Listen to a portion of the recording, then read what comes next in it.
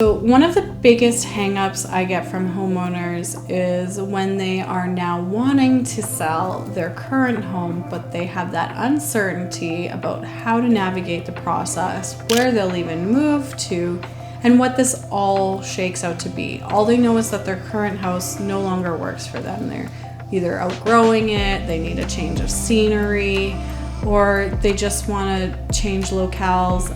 It can be for a variety of reasons.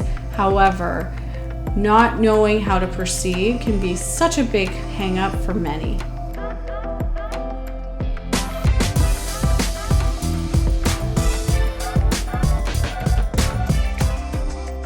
So I'm Jennifer Queen with the Jennifer Queen team and RE/MAX Professionals here in Winnipeg, Manitoba. We are a team of realtors. We deal with relocations, first-time home buyers, move-up buyers, downsizers, you name it. We probably deal with all of it. However, today's video is geared to those that already have a home and now they're looking to move to their next one. I'm not going to lie, this video has no definitive answer as to whether or not buying first, selling first is right for you and your situation, because the answer is going to be that it depends. And it depends on a number of factors, which I'm going to delve into a little bit deeper here. But for now, the factors we're really considering are the current market, your financial situation, your timeline, your goals, your current family makeup, your risk tolerance, your ability to adapt, and your trust and patience with yourself. So with that in mind, let's delve deeper into each of these topics. So the first thing we want to look into is the current market. So you have your home to sell. Keeping that in mind, is it a buyer's market? Is it a seller's market? Is it a balanced market? You might not know. You're not expected to know. You might not be the professional in this regard. So reach out to a realtor for sure. If it's a buyer's market, that means it's good for buyers. So what that usually means is there's a lot of inventory out there for buyers to choose from. They're able to negotiate fairly competitive terms for themselves. And the days on market is probably quite high. People are probably a little bit more motivated to attract buyers, will be offering incentives, etc. But that day on market is usually a pretty high number. Versus a seller's market. In that case, it's good for sellers. What that means, not so good for the buying side. So there's going to be homes selling quickly, oftentimes in bidding wars, short days on market, and a relatively predictable path to success for selling a home. And then there's a balanced market, which is kind of a blend of the two. So again, that really can shift depending on specific local market conditions. So again, why it's important to talk to a realtor at this point. We truly have to formulate on a case-by-case basis, because even if the overall market is one way, sometimes there's specific areas that are always hot or always slow. You just don't know. So unless you're in the business every day. So what I would say is, though, in general, if you are in a strong seller's market, usually it's more difficult to buy because there's limited options. And so the advice in that situation oftentimes is to buy a house first, although we're going to have to talk about the risk of doing so. Good news is that it's relatively easy to sell a house on the other side. Vice versa though, if you're in a buyer's market, now you're going to want to make sure you sell your home first. Both of these methods can be risky for different reasons. However, both can eliminate some of that risk by negotiating terms that are agreeable to you. So perhaps rent backs, perhaps having long possession periods to enable you time to buy or sell on the other side. But also knowing the market means you know what is a reasonable term to negotiate, so you can mentally prepare for that process. 2 is your financial situation. So having the discussion early on in the process just to see what it entails for you is really, really, really imperative. Essentially, finding out whether or not the bank will approve you for a second mortgage can really shift how we handle this process.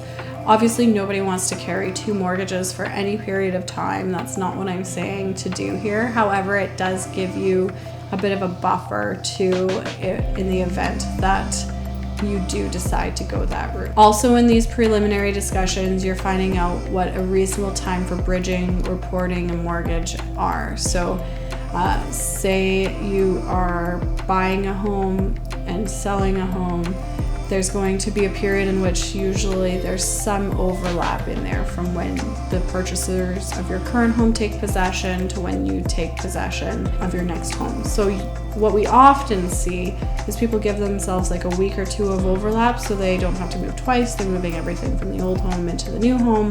But what that means is the bank is granting a bridge for that period. So while you might not qualify to carry 2 mortgages outright, a bridge is a different product and one you're going to need to talk to your banker about that allows you to do this even if you haven't been approved for a second mortgage.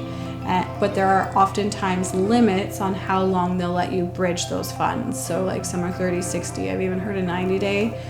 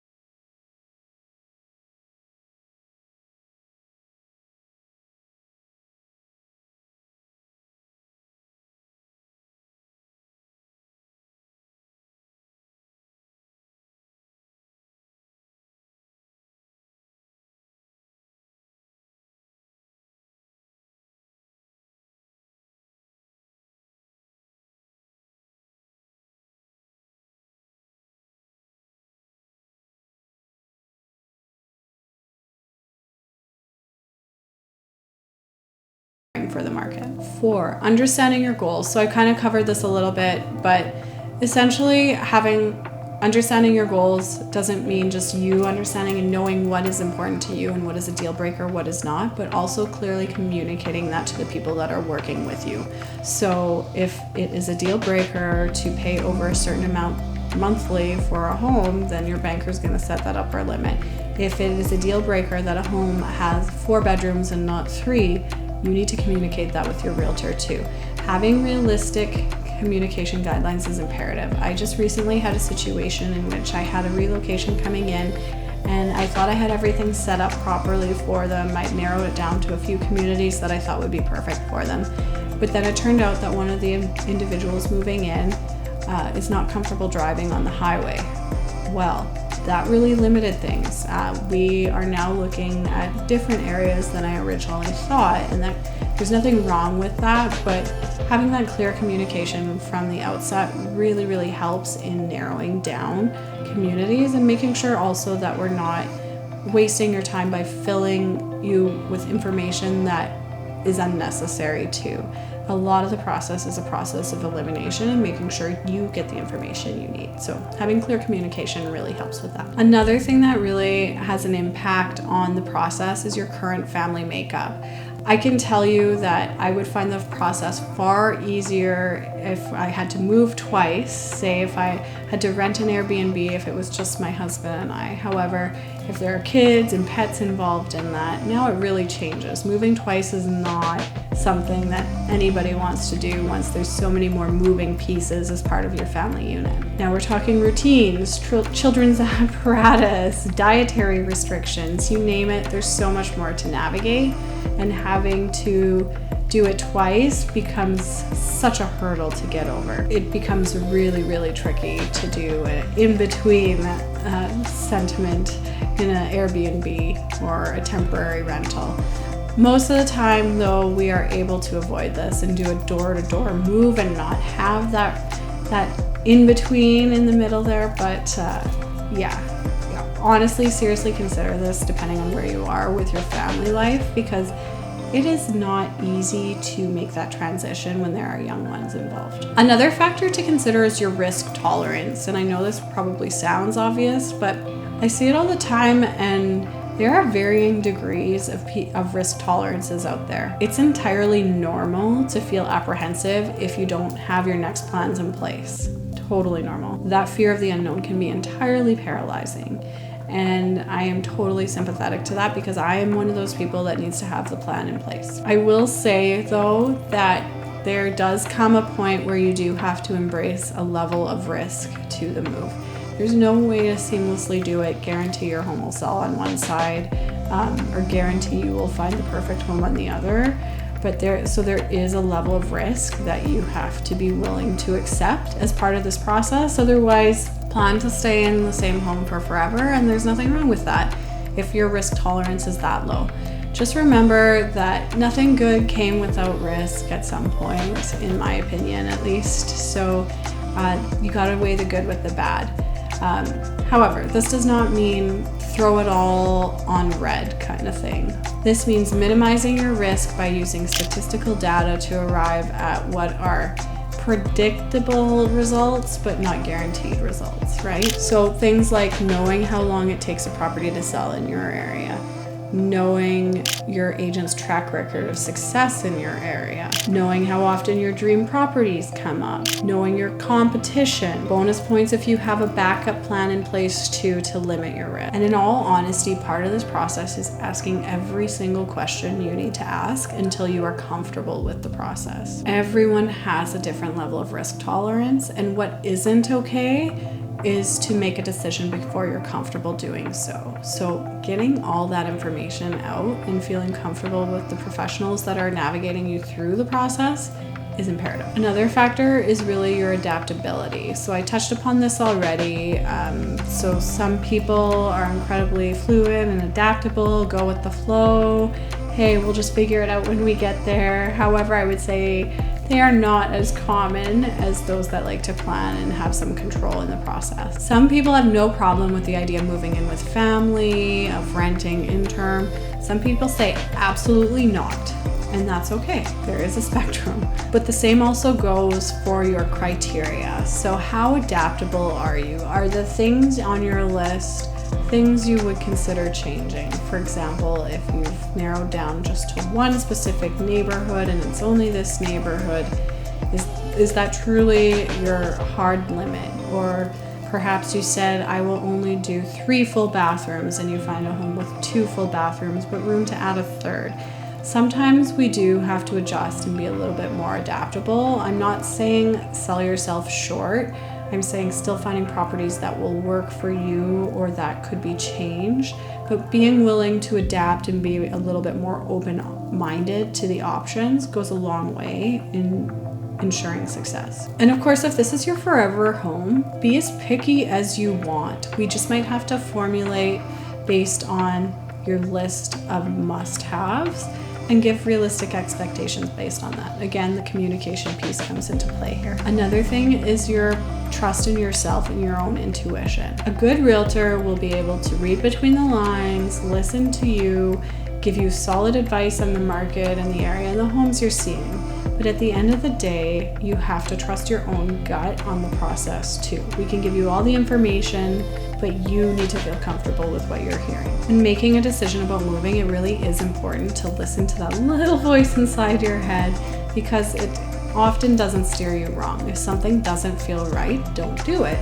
Again, and if something does feel right, sometimes it's just that one little chance you have to take to see what this new opportunity is and explore it. But truly letting that intuition in your head guide you will result in decisions that you feel much more comfortable with. And the last point I want to say is be patient with yourself. Sometimes I see people feel like the process is really dragging out. The dream home they want isn't coming up. And I'm sympathetic. Like, we're talking probably 2-3 years in some cases.